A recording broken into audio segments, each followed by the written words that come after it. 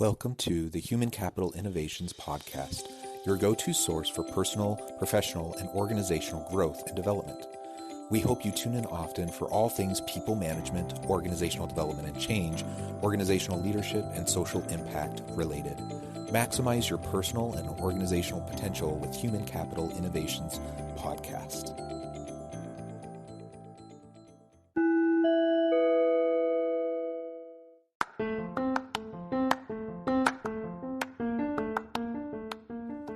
Welcome to the Human Capital Innovations Podcast. In this HCI podcast episode, I talk with Arnie about overcoming imposter syndrome.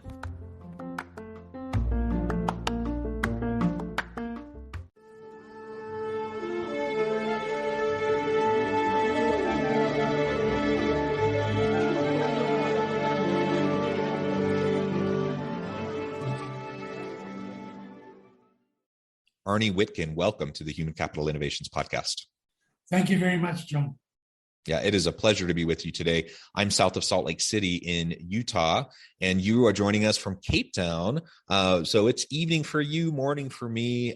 You're joining us from the other side of the world. It's a pleasure to be with you. And you have such a rich life and career of experience that I'm really excited to have an opportunity to chat with you and for you to be willing to share your insights and experience with me and my listeners. It's a real pleasure. Today, we're going to be focusing on overcoming imposter syndrome, both in our personal lives. You know, for me as an individual, I need to recognize it. I need to be able to overcome it. But as a leader, I also need to model that for people on my team, and I need to support them and help them to do the same so that we can all thrive and we can all be our best selves. As we get started, I wanted to share Arnie's bio with everybody. Arnie Witkin is a speechwriter, public speaking coach, mentor, executive coach, and author of It's Not a Big Thing in Life, Strategies for Coping, Considerations for My Adult Grandchildren. A native of South Africa, Witkin was successful with 3 private equity companies and has spoken at major investment conferences. He has survived 2 different types of cancer since first being diagnosed in 2001, and he has been married for 47 years, has 2 sons and 6 grandchildren. And congratulations on the longevity of your marriage. And also, it's incredible that you've been able to deal with and beat the cancer on 2 occasions. And that's, I imagine, an ongoing struggle in that. It's tremendous bravery, I think, is demonstrated through that. Anything else, Arnie, that you would like to share with listeners by way of background or personal context before we dive on in? No, John, I would like to say it's now 48 years. And I'm very fortunate to have had such a successful and loving marriage, which has been a tremendous help to me in my career and, of course, personal life. And one of the best decisions I ever made was to marry my wife. Amen. I feel the same way. I still have a long ways to go. I guess I'm never going to catch up, really, seeing as how I'm about 30 years behind you. But I've been married for almost 20 years, and it's been a pleasure. And I have a tremendous life partner as well. And yeah, family and the children, and in your case, grandchildren. It's a wonderful, wonderful blessing, a wonderful thing. Well, Arnie, why imposter syndrome? Why is this something you spend so much of your time and energy focusing on in your work? Well, what astonishes me is how many people actually suffer from this. They say 70% of people suffer from it, but when you read names like Lady Gaga, Tom Hanks, Sheryl Sandberg from Facebook, Howard Schultz from Starbucks, they say they suffer from imposter syndrome. What does it mean? It means that somewhere underneath it all, they think that they're not quite good enough for the job. But of course they are. So I've divided it into 3 levels of imposter syndrome. The one is people who function at an extremely high level, like the people I just mentioned. Sure, they feel they've got imposter syndrome, but they live with it. I don't say get over it, get on with it. They get on with life. The second level is everyday, ordinary people like myself, probably like yourself. We have imposter syndrome. I've had imposter syndrome my entire life, but I function. Maybe not at that high level. And the third level is people often who work in companies where the imposter syndrome can be quite debilitating. And that needs a different level of communication, of understanding, of helping them get over this or get through it. Why do we have imposter syndrome? Does it come from childhood? I got 98% for a maths test. My father said, what are the other 2%? So he said, okay, not good enough. You've had a teacher who was aggressive, didn't understand it. Look, you can have a girlfriend who said to me, don't phone me again. You're immature. You're tied to your mother's apron strings, and we're not on the same intellectual level. Now, these sort of things can affect you. Depends how long they affect you for. So, yeah, it's one of the things I do, and people come, they say they've got imposter syndrome, and then I tell them how to possibly deal with it. Yeah, and like you say, it's super common. We all tend to experience it at one point or another. And the reality is we all have our own insecurities, and we all are trying to figure it out as we go. And so it's only natural that we would feel that way. And the question is, not whether we do feel that way from time to time, it's how we deal with it, right? Yeah. And so recognizing that, sure, we may not know exactly what we're doing. I often say, I'm building the plane while I'm flying it. I'm trying to figure it out as I go, right? And that's okay. And so learning to be okay with that is one way to deal with it. Another way is to just realize that, yeah, I'm going to feel this way. And it's something that if I allow to become debilitating so that I'm always scared of messing up or being found out, then I'm going to derail my own ability to be successful, in my personal life, with my organization, with my team. Yeah. You mentioned the analogy of the plane. I say, if you've got an imposter syndrome, the plane's probably much better than mine. I say, if you're the captain of a ship and you're in a storm, you can't think, oh my God, am I good enough for this job? You've got to get the ship out. You can't be worrying about whether you're good enough or not. But that applies, I think, with every job, because you acknowledge, okay, I've got this imposter syndrome. Maybe they'll find me out. Fact. Your feelings are a fact. What am I going to do about it? And that's a lot of the mentoring I do for people with this in particular. And what I say to them is, first thing you've got to do is focus on what you need to be successful. Okay, I feel I'm not good enough, but it doesn't matter. What do I need to be successful? And you write these things down and you go from small successes, just getting things done to start with. And small successes lead to much bigger successes. The greater the success, the less you feel you can't do it.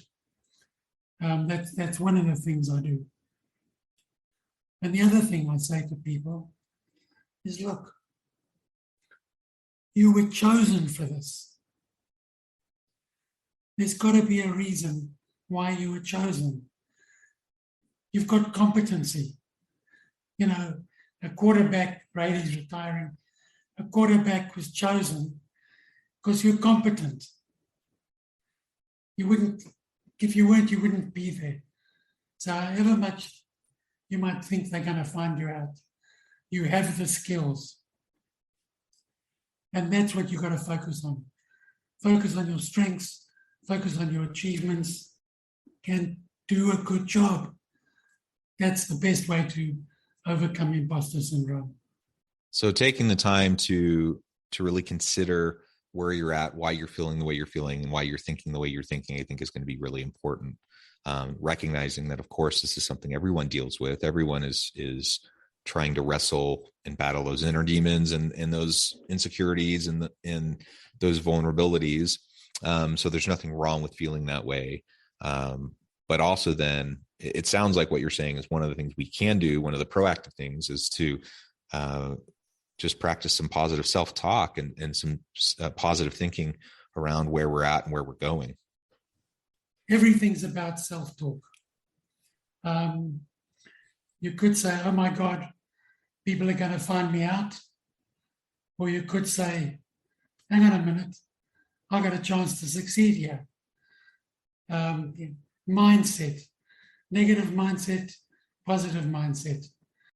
I developed this theory about when you come across a problem. There was a very difficult intersection in the road when I used to drive to work, and I hated driving there. And one day I said, wait a minute, this is a puzzle. I like puzzles. As I got there, I said to myself, oh boy, puzzle. How am I going to get through this? And there were people teeming and cars and no traffic lights. And you think you're going to kill somebody or you're going to be hit. And I maneuvered my way through. And I had the theory of, oh boy. And I started applying to everything. Oh boy, work. I hate cleaning up the dishes. Oh boy, clean kitchen. I said to my son, we used to play cricket in the garden. I'd say, oh boy, cricket. He'd say, oh boy, cricket. So I said, oh boy, dinner time. Oh boy, dinner time. Oh boy, school. He said, oh boy, school, luckily. Now it's the same with this imposter syndrome thing. If you can say, oh boy, I've got a problem. How am I going to solve it? What am I going to do about it? Change your mindset. One young lad, 22, came to see him, studying for accountancy. He said, Arnie, I hate tax. I said, okay, Dean. Oh boy, tax. Oh boy, degree. Oh boy, career. He said he took his textbook. He said, oh boy, tax. It became a joke in their house. John is now an accountant.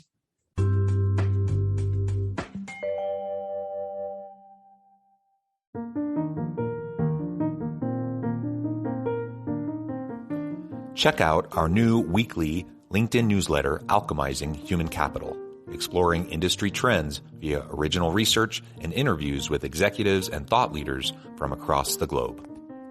We look forward to having you join us.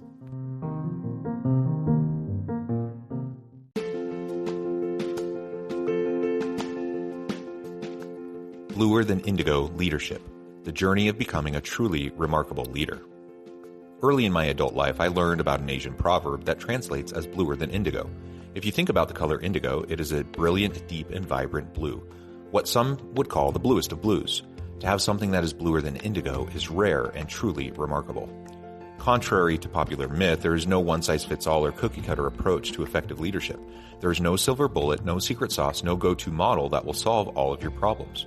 The truth is, great leaders have all had their unique strengths and flaws, and have all had to discover and then pave their own distinctive path in their life's journey to fulfill their leadership potential. Bluer Than Indigo Leadership will help you discover your own path and explore those ordinary, everyday actions that will help you respond to an uncertain future and produce extraordinary results for your individuals, teams, and organizations.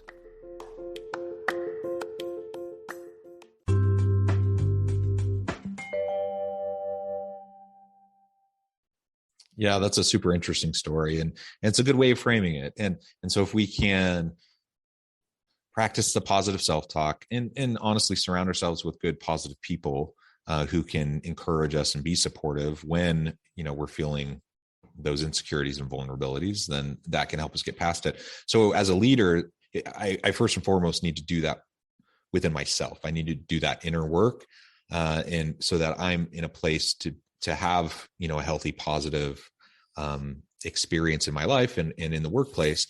But as we talk now about how we can help our teams to do this as well, it starts with modeling, healthy modeling. But then what can I do? What are some practical things I can do for my team, members of my team who may be really struggling with imposter syndrome?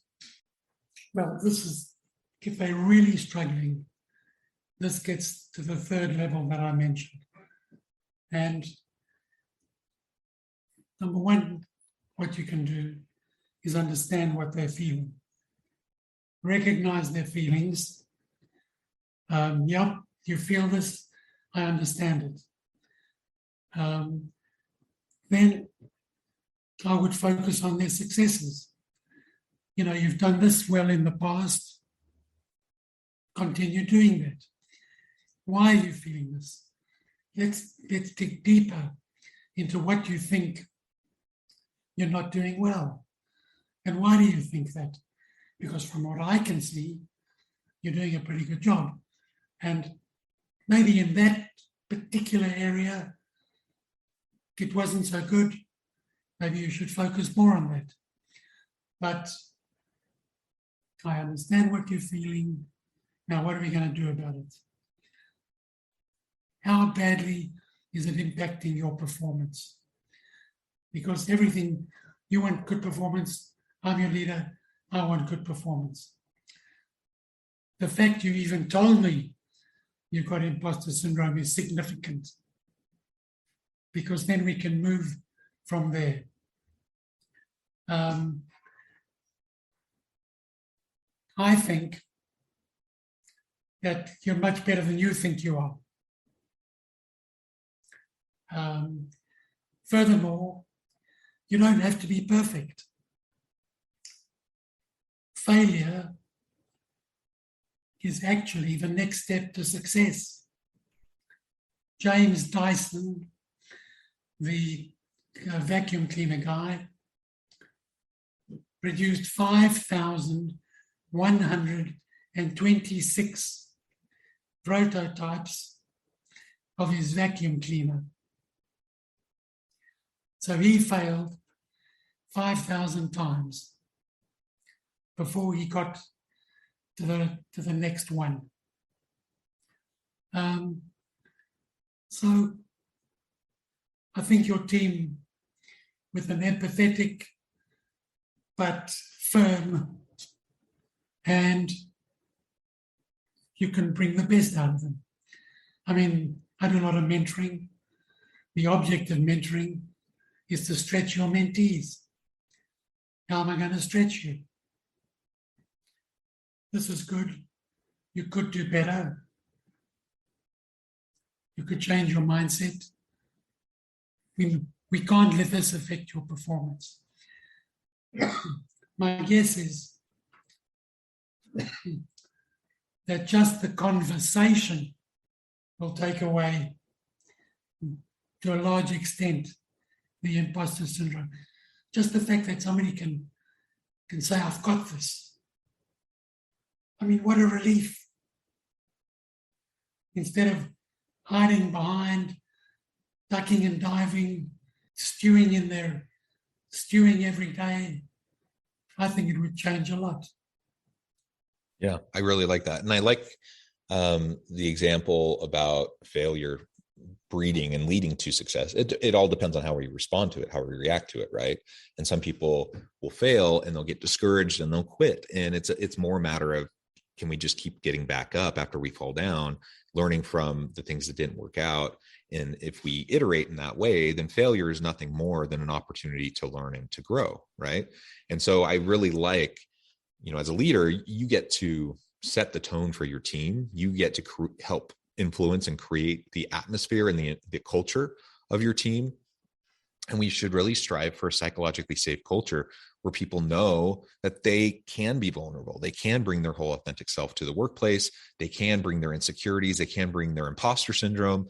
And they know, if they know, because they observe it, they see it from me as a leader, they see it from their colleagues, that when something doesn't work out, that they're not going to get fired for it. They're not going to get immediately called on the carpet for it or embarrassed in front of their colleagues, but rather it's going to be a learning opportunity. It's going to be a moment utilized to see, okay, why didn't that work? What can we change? What can we do better?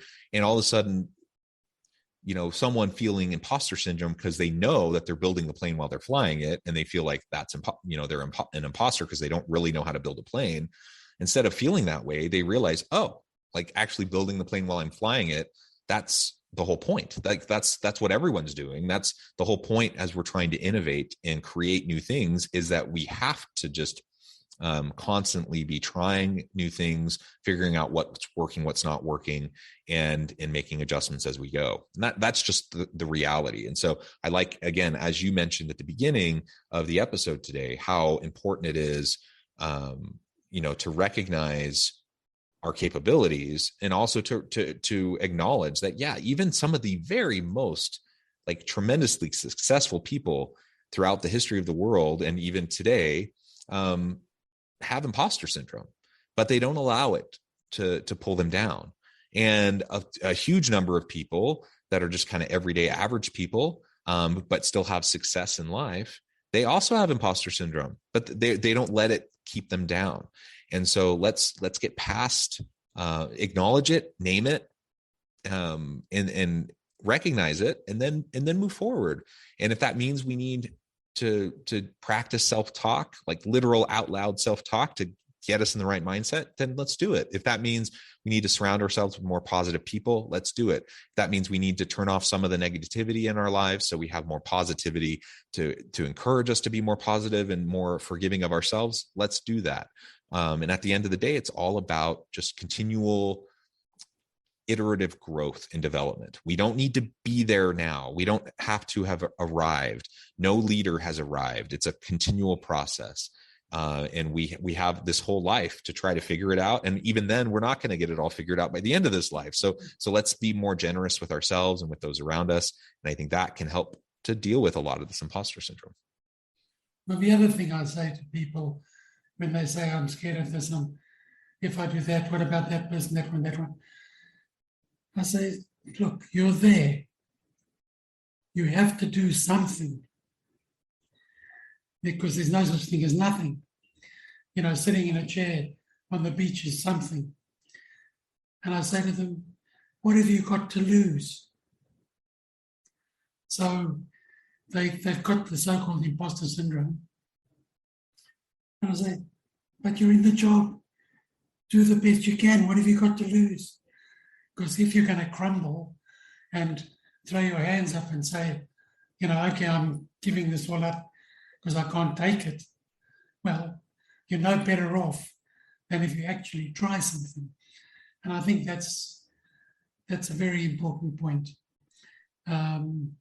particularly for people who've got real fear. Yeah.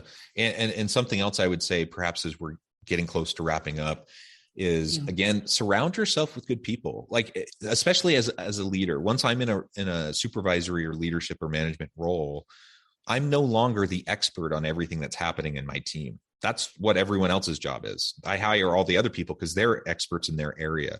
And so it's very easy for me at that point to feel like an imposter because I don't have all the expertise that they all have.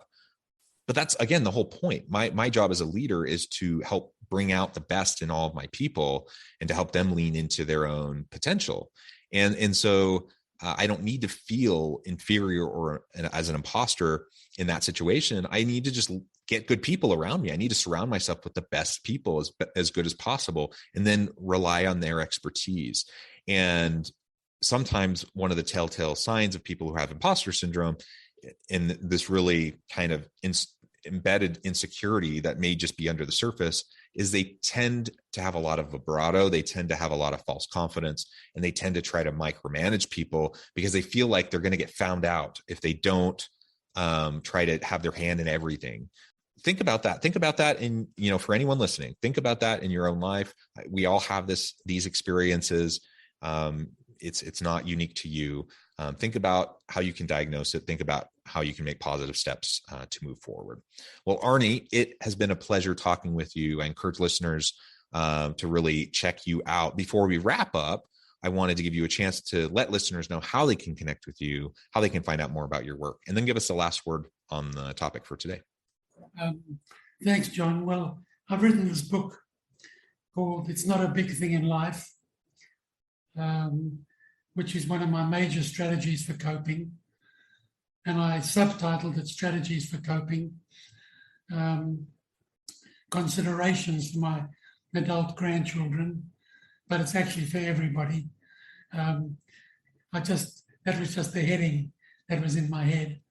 And it does what it says on the tin. It really is strategies for coping.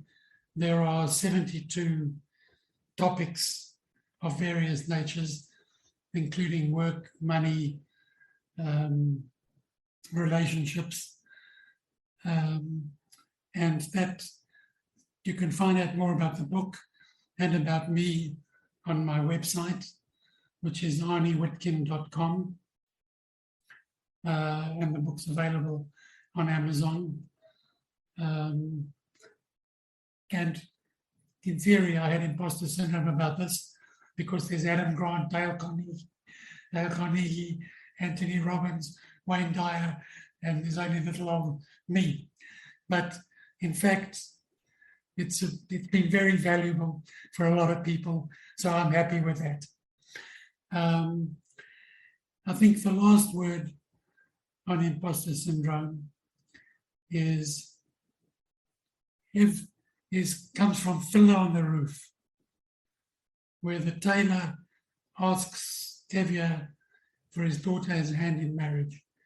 And Tevye says, "But you're only a poor tailor." And the tailor says, "Yes, but even a poor tailor is entitled to happiness." So my last word is, you might feel like an imposter. You probably aren't, but you've got as much right to be there as anybody else, and make the most of it. Yeah, well said, Arnie. It has just been a pleasure talking with you. I encourage listeners to reach out, get connected, check out the book, check out other work that you can do to help them and their organizations. And as always, I hope everyone can stay healthy and safe, that you can find meaning and purpose at work each and every day. And I hope you all have a great week.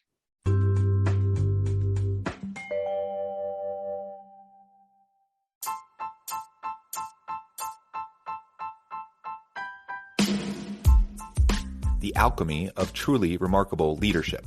Ordinary, everyday actions that produce extraordinary results. Consider how the nature of work has shifted over the past 50 years. With increased globalization, rapid technological advancement, and the shift in economic composition, the average job of today looks very different than the average job of 50 years ago. What will the jobs and organizations of tomorrow look like?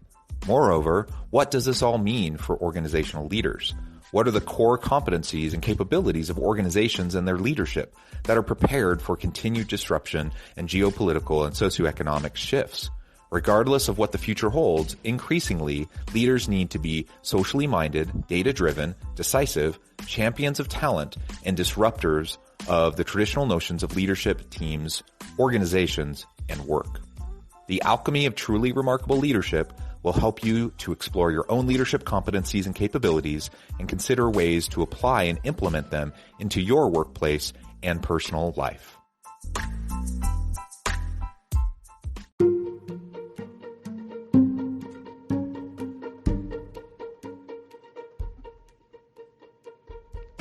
check out Human Capital Innovations magazine, Human Capital Leadership.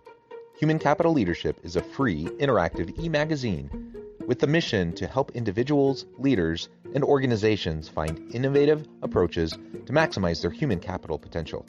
We publish issues quarterly in August, November, February, and May. Take a look at the latest issue and let us know what you think.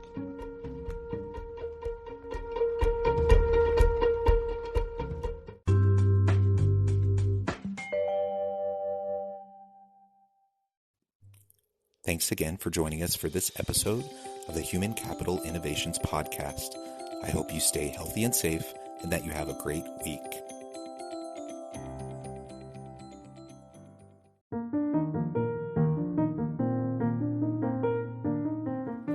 Check out our new weekly LinkedIn newsletter, Alchemizing Human Capital, exploring industry trends via original research and interviews with executives and thought leaders from across the globe. We look forward to having you join us.